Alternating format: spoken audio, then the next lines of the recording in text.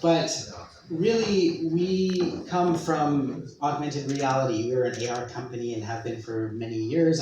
That Mix AR on the bottom left there, I actually, in the preparation for this talk, I went and looked through Kickstarter to see when we actually started that, and I realized that it was 2010 that we started, making mobile AR games or products.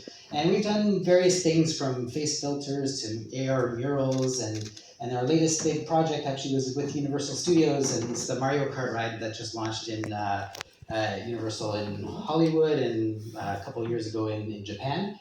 And it's an AR experience where you see Mario and Luigi going by in a visor, and it's actually gameplay. You actually throw shells and play a game while you're going around this 4-minute ride.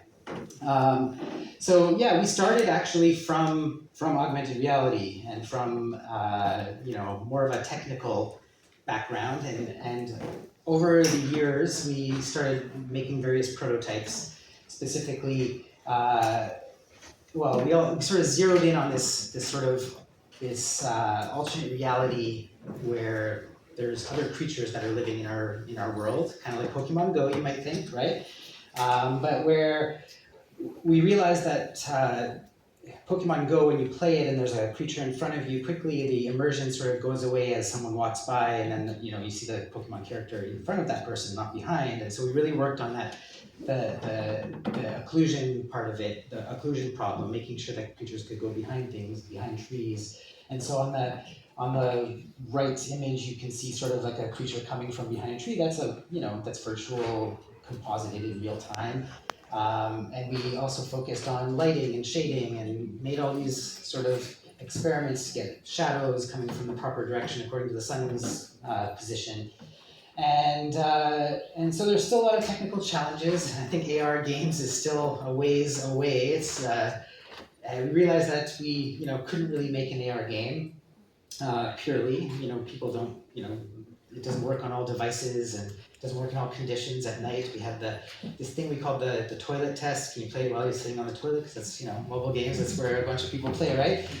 And then, looking at other sort of games that take place in our environment, specifically Pokemon GO, we saw, Pokemon GO catching, $6 billion in lifetime player spending, and we were like, well, maybe can we share, a little bit of that somehow? And there really wasn't that much else, like there's Pokemon GO, and then there's a whole bunch of other location-based games. Some of them are fabulous. I played Jurassic World Alive for a long time. Now there's a few more. There's, the Pikmin game, but a lot of them are from Niantic as well. So that was the question, but we knew that with Pokemon, they have this notoriety of characters, obviously, and a whole roster of these really notable characters. We didn't have that IP behind us, so we knew that we had to rely on some sort of mechanic, and where we would have to come up with a game that showcased that AR and that location-based alternate reality element, but also had a fun, engaging mechanic. And this was our first take, where it's really small on the left-hand side, but it's a kind of farming simulator where you're going around the environment picking up little plants. You see them popping up procedurally around you, pick them up, and you're kind of feeding your sanctuary of sky creatures that you have in your sky around you. And it turned into like a farming simulator game. And ultimately, it wasn't that fun. So we pivoted a bit. And it was kind of around the same time that some of us started playing merge games. So we were playing, Merge Mansions, the most popular game, or was the most popular game at this time. And we looked at the numbers too, and we saw, oh, that's nice too. So, and it's a very engaging mechanic, strong retention. They were boasting a lot of good numbers, and right around this time, this simple and accessible mechanic of just merging two things. That there were other merge games, Ever Merge and Merge Dragons that sort of went from Match 3 to Merge 3, and then there's this Merge 2 thing around this time. And so that red graph, by the way, is Merge 2 coming onto the stage compared to the blue that's Merge 3, right? And so all of a sudden, what year is that, 2020 or so? We started seeing this mechanic kind of explode, and there's probably a reason for that, right? And we looked at Love and Pies. Some of us were playing Love and Pies, and we saw that Love and Pies did a pivot where they pivoted their original mechanic from, I think it was Merge 3 to Merge 2, but I don't have all the details of how their metrics changed, but one thing they did publish is that their day one retention, when they did this, went from 34% to 60% just based on the mechanic alone. So that's how we chose our mechanic, I guess. And there's another little factor here, you know, Love and Pies and all these merge games. There's you know, merge home decor, merge bakery, merge matters, and all of these were, you know, I didn't feel like they were made for me necessarily, and thought, you know, I did like the game and I liked the mechanic, and I thought there must be other, you know, people like me. There must be an audience that is not the older female demographic, maybe, and so we with our sky creatures and our sci-fi sort of fantasy themes, we started to think of maybe the more male audience, or maybe a more like that a sci-fi fantasy audience might fit this genre. And I did find an article, maybe this also helped. There was somebody who published this quote: "Merge publishers who reach a male audience have the opportunity to come out on top." So that was a motivational factor. So we started to build a merge game, and so these are some screenshots of some of our earlier you know, prototypes, and where we started to come up with items in the same sort of theme, in the same genre. Like so these, if you look to the right, there's, you know, spores and pods of plants that you can merge together. There's equipment that you would use as a researcher of creatures and researching this new discovery. Here's some shots from our game right now. So you see that on the left. There's a very Pokemon Go kind of aesthetic where you have a map. The narrative takes place around you. And you have creatures that you can discover on the map. The creatures you discover and level up. There's not as many creatures as Pokemon Go, because we aren't relying solely on that collection mechanic of creatures. We're relying a lot more on the other mechanic, the merge mechanic. And the middle image is these research stations, which you can attach equipment to at specific locations. It's actually not in the game right now. We took it out temporarily, but because we're still working on that on the design. And then on the right, you can see this is our, you know, our AR mode as well. So we have you know, map mode, and then the merge mode I'll show you in a second, but and then the AR mode, and then there was the Jurassic World Alive game that I mentioned earlier. We were also playing that game, and that game had an interesting mechanic where you would, you know, collect DNA from different dinosaurs, and there was a little bit of a skill-based element to that, where you had to, you know, in real time, play little mini games where you had to, you know, you could do better or worse. And so that the image on the right is our sort of what we call our research game, creature research game, where you go out, you send your drone up into the sky above your location once you find a creature, and you have to, you know, play what you have only a limited amount of time while your battery of your drone runs out to collect research points, and then you get rewards that you can then go use in your merge gameplay.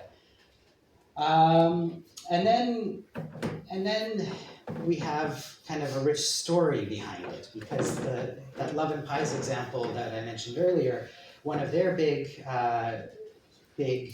retention mechanisms is that they have this story that kind of hooks you and keeps you in there.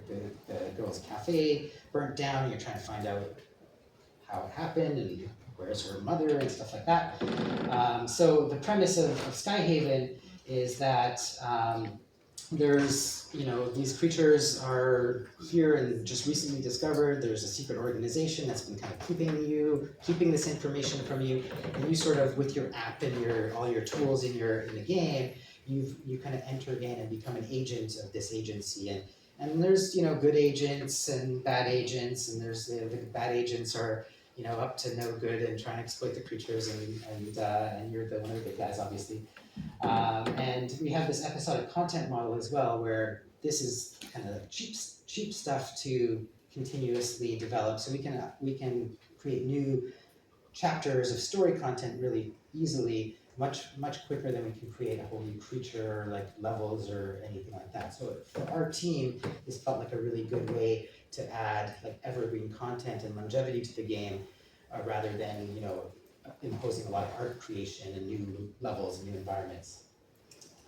And so this is more sort of world building, where as you discover more about these creatures, you discover historical elements and different features about the creatures and different backstories from the agency of what they've discovered over time. The economy and monetization is probably pretty self-explanatory. There's an energy mechanic. You have your drone, which can go out to different places to find creatures and place these research stations.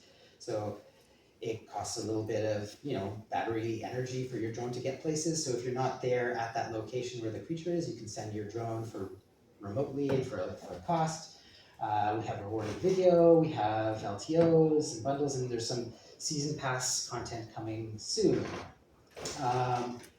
Another part of the narrative, and one way that we want to sort of identify ourselves apart from the rest of the other games of the genre, is that these creatures, they arrived here for some reason, or they're now being noticed for some reason. Maybe that reason has to do with climate change. And so there's a subtle narrative about climate change in the game, and it's mentioned there, but there's actually ways to contribute to climate action directly through the game. We have partnered with Ecology, who will handle planting trees in the real world, and we track various things in the game, and based on what the players are doing in the game, we'll actually plant trees in the real world as well.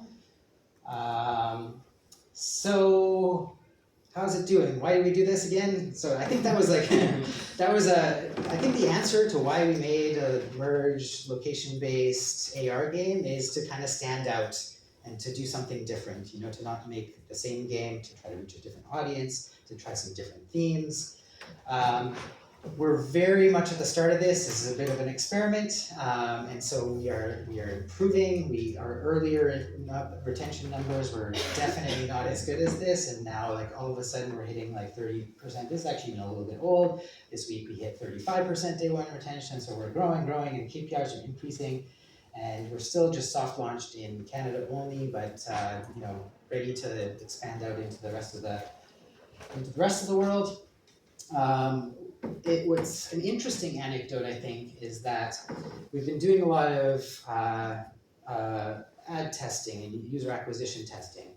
So one of the things that really struck us was when we were trying to collect or buy users that were merge players or puzzle players, it was actually quite expensive. But once we showed the creatures and sort of this sort of different spin in the backstory and the creatures in AR and stuff, it lowered our CPIs quite a bit. So we're getting some CPIs of even down to 11 cents or 33 cents, with our best ones, while merge is kind of, what is that? That's like 4 times-ish the cost, right?